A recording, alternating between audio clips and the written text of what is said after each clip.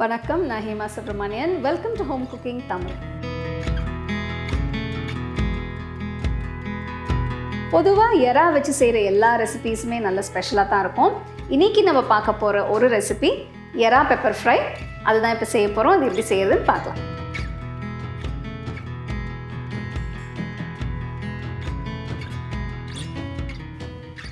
எறா மிளகு ஃப்ரைக்கு முதல்ல ஒரு மசாலா பொடி செய்ய போகிறேன்.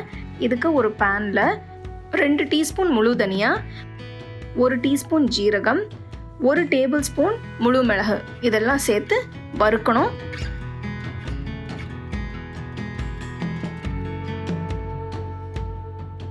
ரெண்டு நிமிஷம் வறுத்த பிறகு ஸ்டவ் ஆஃப் பண்ணி ஆற விட்டு குத்துக்கல்லையோ இல்லைன்னா மிக்சர் ஜாரில் நீங்கள் அரைச்சிக்கலாம். இப்போ நான் குத்துக்கல்ல இதை பொடி செய்ய போகிறேன். மசாலா பொடி தயாராக இருக்குது. இதை எடுத்து தனியாக வச்சுருங்க.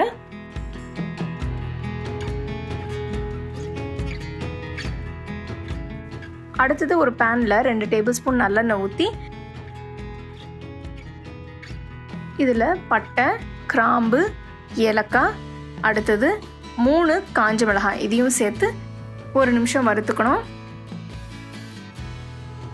அடுத்தது இதில் ஒரு பெரிய வெங்காயம் பொடியாக நறுக்குனது சேர்த்துக்கணும். வெங்காயம் நல்லா பொன்னிறம் வர வரைக்கும் வதக்கணும்.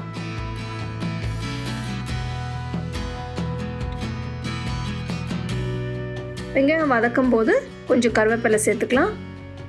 இதோட 1/2 டீஸ்பூன் இஞ்சி பூண்டு கூட சேர்த்து நல்லா வதக்கிக்கோங்க. 2 நிமிஷம் வதங்கி பச்சை வாடை போன பிறகு இந்த ரெசிபிக்கு நான் 200 கிராம் எறா எடுத்திருக்கேன். இதில் நடுவில் இருக்கிற நரம்பை எடுத்துட்டு கொஞ்சம் உப்பு, மஞ்சத்தூள் போட்டு கழுவினீங்கன்னா நல்லா சுத்தமாக இருக்கும். வெங்காயம் நல்ல பொன்னிறமாக வந்திருக்கு. இப்போ எறாவை இதில் சேர்த்து நல்லா மிக்ஸ் பண்ணிவிடுங்க. ஃப்ளேம் நல்லா லோவில் வச்சு வதக்கிக்கோங்க. இதில் 1 டீஸ்பூன் உப்பு, 3 டீஸ்பூன் அரைச்ச மசாலா தூள் இதையும் சேர்த்து நல்லா மிக்ஸ் பண்ணணும்.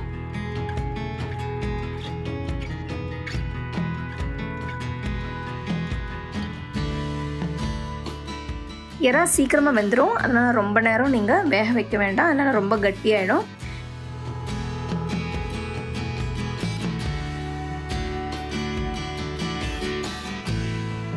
இப்போ 5 நிமிஷம் ஆயிருக்கு.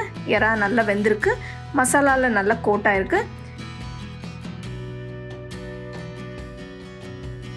எறா மிளகு ஃப்ரை தயாராக இருக்குது. இது நீங்கள் ரசம், சாம்பார் வச்சு சாப்பிட்டிங்கன்னா ரொம்பவே அருமையாக இருக்கும்.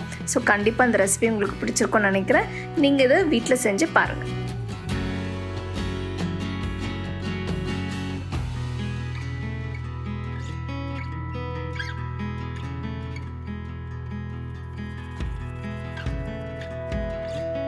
எறா பெப்பர் ஃப்ரை எப்படி செய்யுதுன்னு பார்த்தோம்.